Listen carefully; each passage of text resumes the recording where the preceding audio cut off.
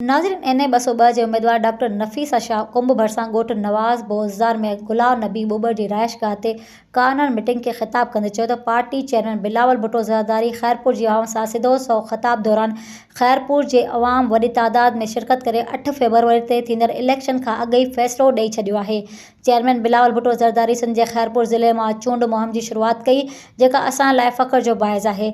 हिन चयो त पीपी जो गुज़िरियल ॾींहुं पंजाब जे मुख़्तलिफ़ शहरनि में जंहिं में मुल्तान, सरगोदा, चिन्नूट ऐं लाहौर में तारीख़ी जलसा थिया, इहे माण्हू जेके चवंदा हुआ त पीपल्स पार्टी सिंध ताईं महदूद आहे, मां खेनि चवंदसि त पंजाब में पीपल्स पार्टी जा जलसा ॾिसो। हिन चयो त पीपल्स पार्टी जे माण्हुनि जो सैलाब ईंदो जेको पंजाब ताईं पहुचंदो, बलोचिस्तान ताईं पहुचंदो, KPK ताईं पहुचंदो। हिन चयो त बिलावल भुट्टो ज़रदारी मुल्क जो वज़ीर आज़म ज़रूरु थींदो।